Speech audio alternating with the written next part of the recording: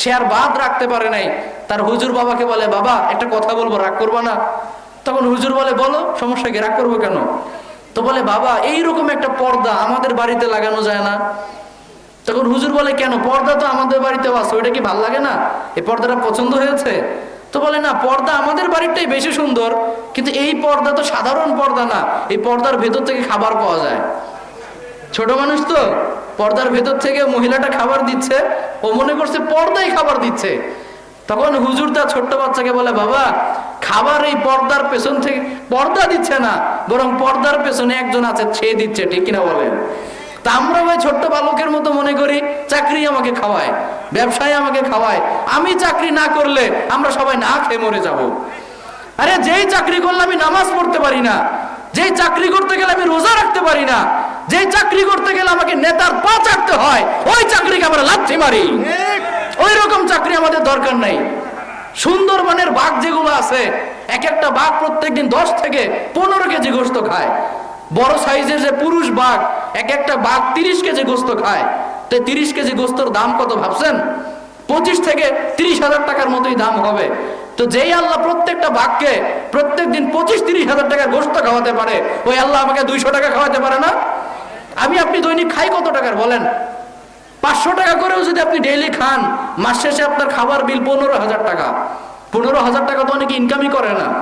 আমাদের বাংলাদেশের এভারেজ খাওয়ার লেভেল কত? 100-200 টাকা ডেইলি এক একজনের।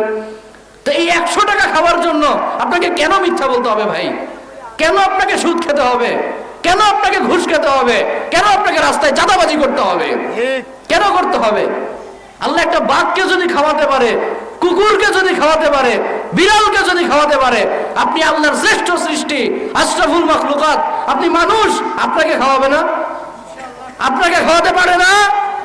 কেন তাহলে আমরা মিথ্যা বলি? কেন সুদ খাই? কেন ঘুষ খাই? কেন ইনকামের জন্য আমরা নামাজ পড়ার টাইম পাই না? আমরা বুঝতে পারি নাই রাজ্জাক আমি না, রাজ্জাক কে? আল্লাহ হলেন রাজ্জাক। এজন্য ইবাদতের ক্ষেত্রে কোনো কম্প্রোমাইজ করা যাবে না ইনশাআল্লাহ। একটু বলেন না ইনশাআল্লাহ। আগে আমার ইবাদত, পরে সব। আগে কি? আগে ইবাদত। এই যে রমজান মাস আসছে, ইবাদতের মৌসুম, আমরা এই রমজান মাস থেকে প্রতিজ্ঞা করবো ইনশাআল্লাহ। আজকে থেকেই প্রতিজ্ঞা করব, বিশেষ করে রমজান মাসে আমরা আল্লাহকে দেখিয়ে দিব যে আল্লাহ, আজীবন ভুলের মধ্যে ছিলাম, এই রমজান মাস তুমি দিয়েছো পবিত্র হওয়ার জন্য। এই রমজানে শুরু করলাম ইনশাআল্লাহ, আর কোনোদিন আমি তোমার নাফরমানি করব না। তাহাজ্জুদের অভ্যাস করতেছি, কোনোদিন তাহাজ্জুদ ছাড়বো না। সিয়ামের এই যে অভ্যাস করতেছি, আমি চেষ্টা করবো প্রত্যেক মাসে অন্তত 2-3টা নফল সিয়াম পালন করার ইনশাআল্লাহ। আগে তোমার ইবাদত, পরে সব। আগে কার ইবাদত? আল্লাহর ইবাদত। এজন্য এই রমজান মাসটাকে আমরা যেন কাজে লাগানোর চেষ্টা করি ইনশাআল্লাহ। আমরা তো এখন থেকেই সালাত সিয়াম আদায় করব। নফল সিয়ামের বিষয়টা আছে না? শাবান মাসেও তো আছে, কি বলেন? আল্লাহ রাসূল সাল্লাল্লাহু আলাইহি ওয়াসাল্লাম রমজানের পরে এই মাসে সবচেয়ে বেশি সিয়াম পালন করতেন। এই মাসের সিয়ামগুলো রাখবো। 5 ওয়াক্ত ফরজ সালাত তো আজীবন, ওটা তো মরার আগে ছুটি নাই, আপনাকে এটা করতে হবে ইনশাআল্লাহ। বাকি রমজান মাসটা আমরা চেষ্টা করব কাজের পরিমাণ একটু কমিয়ে হলেও বেশি বেশি যেন আল্লাহর ইবাদত করতে পারি ইনশাআল্লাহ। আল্লাহ রাসূল বলেছেন, যে ব্যক্তি রমজান মাস পেল কিন্তু নিজের গুনাহগুলো মাফ করে নিতে পারলো না, এর চাইতে দুর্ভাগা আর পৃথিবীতে কেউ নাই। আপনি রমজান মাস পেলেন কিন্তু আল্লাহর ক্ষমা পেলেন না, তাহলে আপনার চেয়ে বড় দুর্ভাগা কেউ আছে? আমরা যেন তাদের অন্তর্ভুক্ত না হই, ইবাদত করে আল্লাহকে সন্তুষ্ট করতে পারি। আল্লাহ কবুল করুক, আমরা পড়ি আমিন। তাহলে আমরা ইবাদত করব কার জন্য? এবং ইবাদতটা হতে হবে শিরক এবং বিদআত মুক্ত। শিরক এবং বিদআত করলে কিন্তু আপনার ইবাদত কবুল হবে না, জানেন এটা? আপনি যদি আল্লাহ এবং তার রাসূলের শিক্ষার বাইরে নিজের মন মতো ইবাদত করেন, আপনার সওয়াব হবে, উল্টা আরো গুনাহ হবে। আল্লাহ রাসূল বলেছেন এটা নিকৃষ্ট কাজ, এটা বিদআত। এই বিদআত করলে আপনার ইবাদত কবুল হবে। আর শিরক যদি করেন, সব আমল নষ্ট করবে কে? সব আমল নষ্ট হয়ে যাবে। এজন্য শিরক এবং বিদআতের সাথে আমাদের কোনো সম্পর্ক নাই ইনশাআল্লাহ। কোরআন সুন্নাহয় যতটুকু আছে আমরা ততটুকু মানবো, কি বলেন? আমি অনেক মানলাম, অনেক কিছু করলাম, কিন্তু আল্লাহ ও তার রাসূলের নির্দেশনার বাইরে, তাহলে লাভ আছে? এই যে কয়েকদিন পর শবে বরাত আসছে না, শবে বরাত, লাইলাতুন নিসফি মিন শাবান।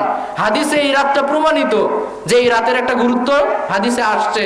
আল্লাহ রাসূল বলেছেন, শবে বরাতের এই যে রাত, লাইলাতুন নিসফি মিন শাবান, মধ্য রজনী, শাবানের মধ্য রজনী, এই রজনীর একটা ফজিলত আছে।